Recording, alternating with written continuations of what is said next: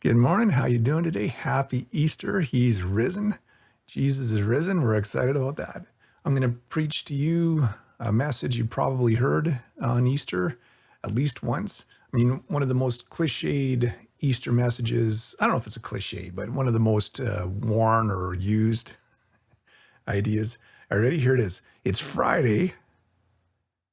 You know the rest. I probably don't need to finish that sentence. You may feel like, wow, I'm not going to listen. Before you skip, give it a shot. I'm not apologizing if you may have heard this idea before, but I feel like it's something somebody needs to hear. So give it a shot. Stay tuned. Let me remind you how it all went down. It started long before the Garden of Gethsemane, but let's start there. I imagine the disciples on that dark night. They believed in Jesus, believed he was the Messiah. Now he's arrested. They're fearing for their lives. Peter, just hours earlier, was declaring he would never deny Jesus. Never. I won't. When they arrested Jesus, everyone scattered, but Peter followed along at a distance. When they got to the courtyard, he sauntered in there, started warming his hands at the fire, trying to play it cool. And when they started to beat Jesus, he's in shock. He's like, oh my goodness, how could this be happening? And then they started noticing him. First one, then the other. You've been with him. You're one of his followers. Peter denied it, not once, not twice, 3 times. Cursing at him. I tell you, I don't know that guy. I never met him before. And then the rooster crowed. And Jesus turns his head from where he's beaten, looks him in the eye. Peter runs, tears flowing down his face, causing him to stumble. He sits where he falls and he sobs. He'd done it, the very thing he said he'd never do, denied his Messiah, his friend, in the moment of when he needed a friend. Shame filled his heart. He didn't know. That was only Friday. Let's take a look a little further back down the road. He talked about faith. He often scolded them for their lack of it. It's a dark and stormy night, and they're out on a lake. Matthew 14 tells us what happened. Jesus insisted that his disciples get back into the boat and cross to the other side of the lake while he sent the people home. After sending them home, he went up to the hills by himself that night to pray. Night fell while he was there alone. Meanwhile, the disciples were in trouble far away from land, for a strong wind had risen and they were fighting the heavy waves. To their senses, things are as bad as they could be. The wind's howling, the waves driving them along. They're caught on a lake during a storm in the middle of a night. And Jesus was nowhere in sight. But they didn't know. That was only Friday. They might have remembered another night they were out on a lake during a storm. Matthew 8. Suddenly a fierce storm struck the lake, with winds breaking into the boat. But Jesus was sleeping. The disciples went and woke him up, shouting, "Lord, save us, we're drowning here." Being experienced fishermen, they knew they were in trouble. The wind's howling, the waves are crashing against the boat. They legitimately thought they're going to drown. And Jesus was sleeping. They didn't know. That was only Friday. We can think further back. They hated him.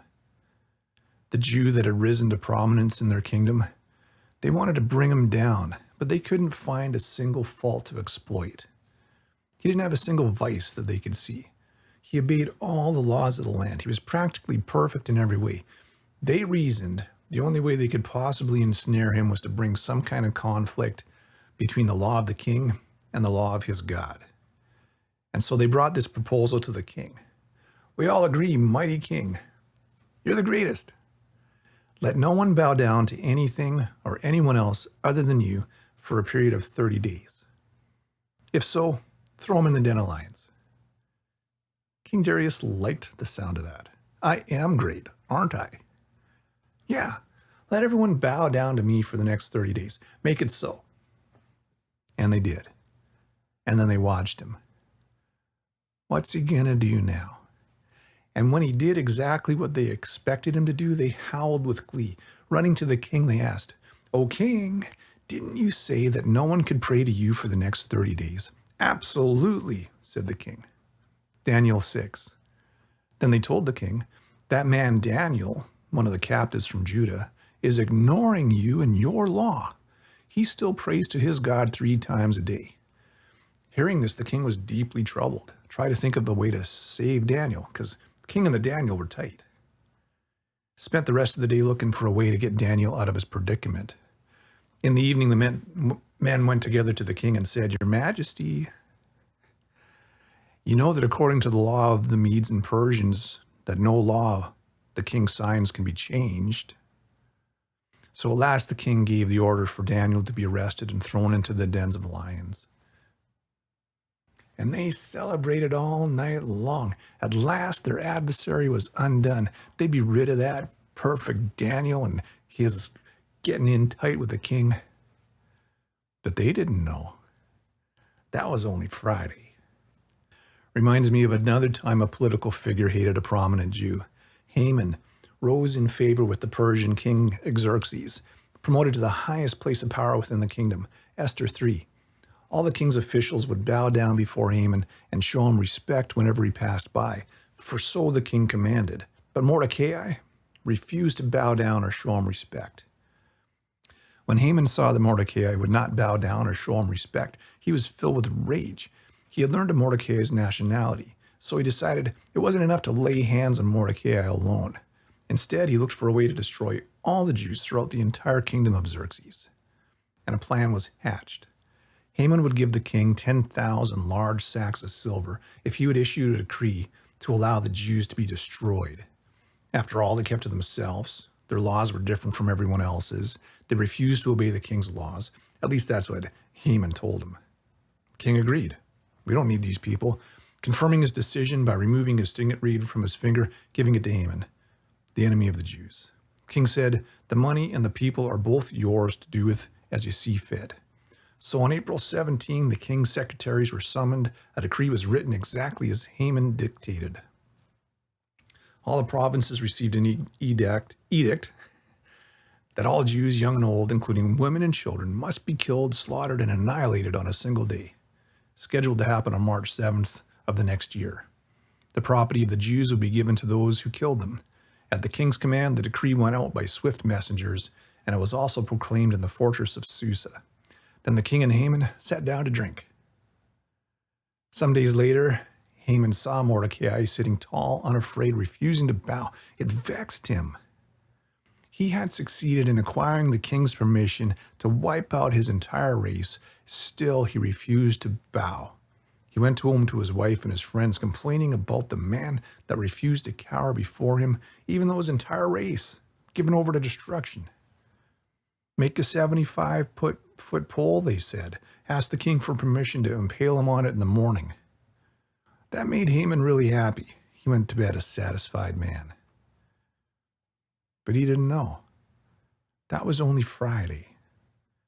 King Nebuchadnezzar rose to heights that no other king before him had. His Babylonian kingdom is regarded as the pinnacle of the ancient empires. Success went to his head. At the height of his power, he declared that a 90-foot and tall and 9-foot wide gold statue be made of his own awesome self.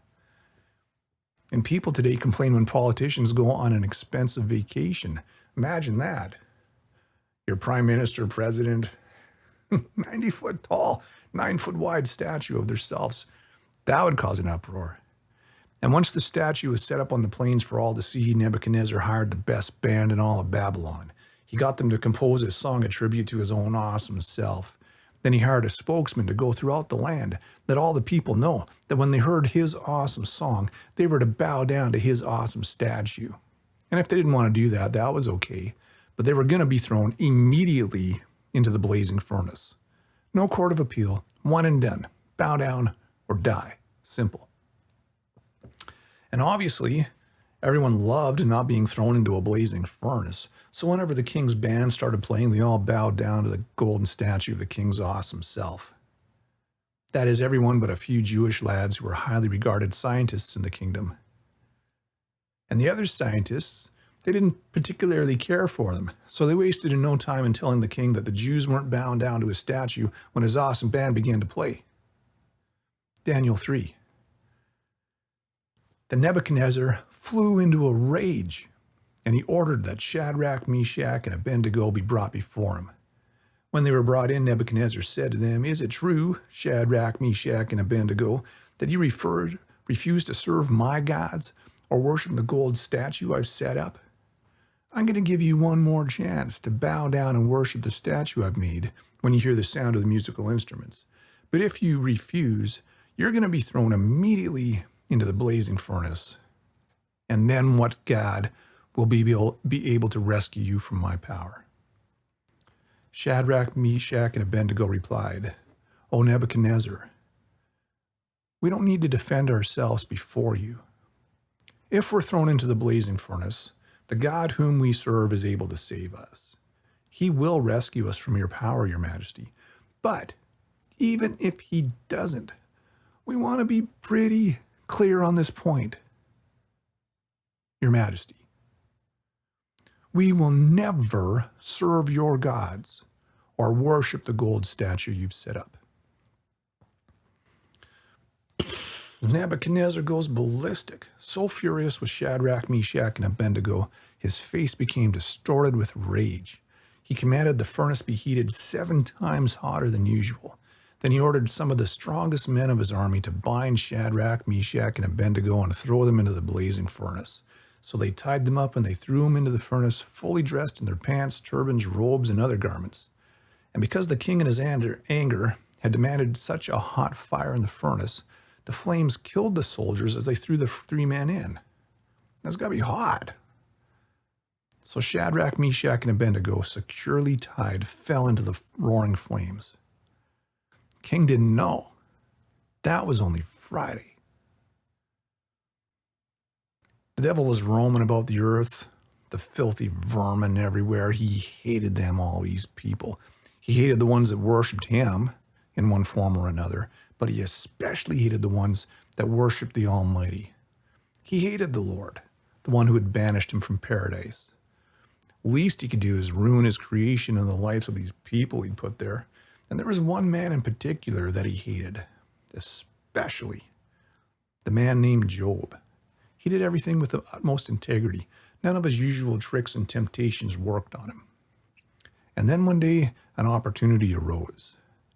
He was in the heavenly courts presenting his case before God. "Where have you been?" God asked, as if he didn't know. But Satan was familiar with this game, and so he played along. Job won. He answered the Lord, "I've been patrolling the earth, watching everything that's going on." The Lord asked him, "Have you noticed my servant Job?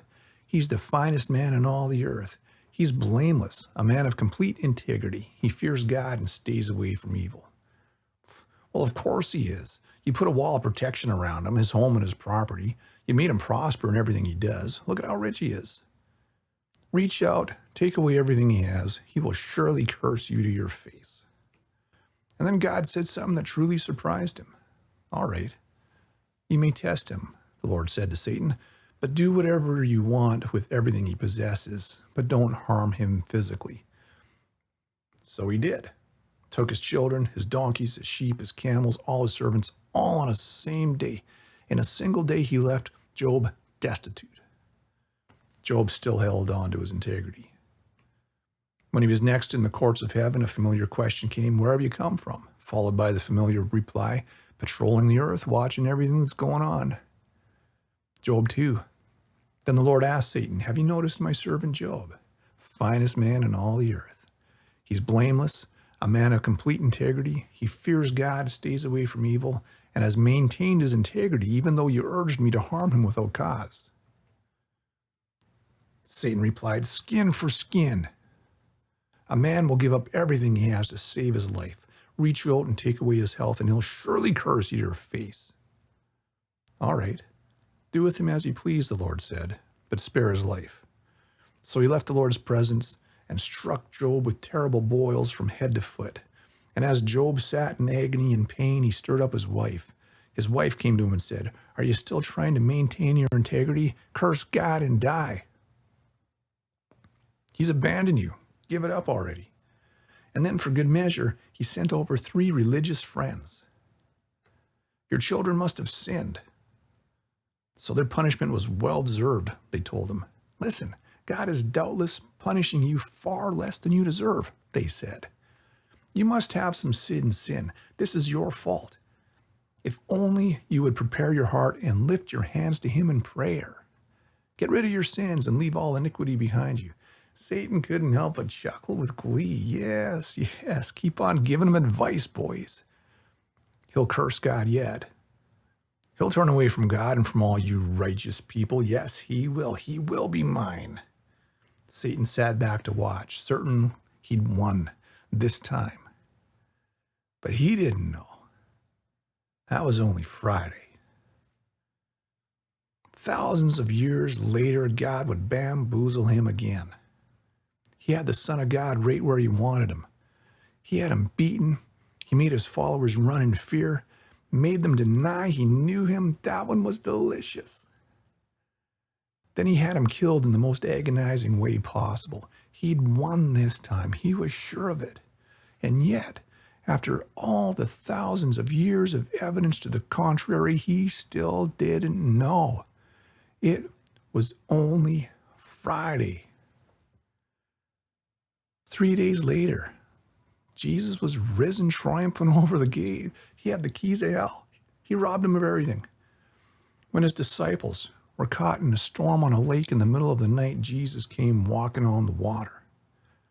When they were taken on water, fearful of drowning, Jesus commanded the wind to stop, and it did. Daniel spent the night in the lion's den, and the king found him safe and sound the next morning. Haman plotted the extermination of the Jews and the death of Mordecai, but it was himself that was impaled upon that pole, and the Jews were given victory over their enemies. Nebuchadnezzar threw 3 boys into the fire with flames so hot it killed the people that threw them in there.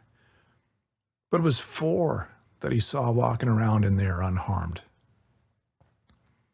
Satan attacked Job, took everything he had, then took his health, sure that he would curse God. But he didn't. And in the end, God blessed him with twice as much as he had originally had. And I echo the words of the writer of Hebrews, how much more do I need to say? It would take too long to recount the stories of faith of Gideon, Barak, Samson, Jephthah, David, Samuel, all the prophets.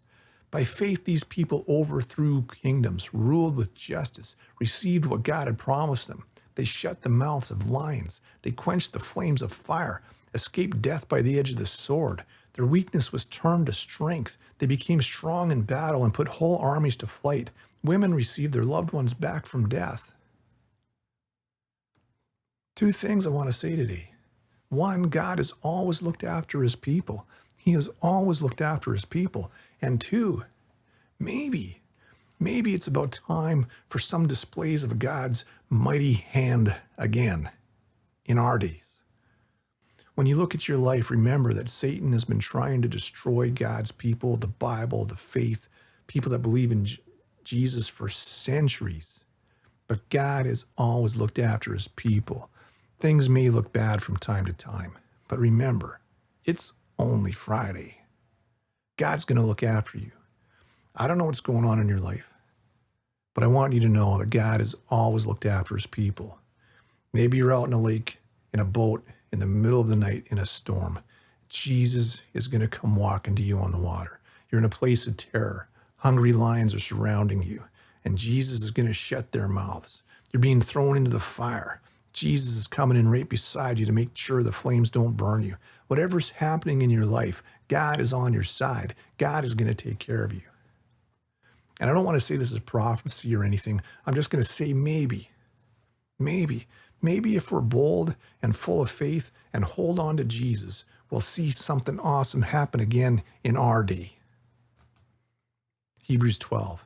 Therefore, since we are surrounded by such a huge crowd of witnesses to the life of faith, let us strip off every weight that holds us down, especially the sin that so easily trips us up.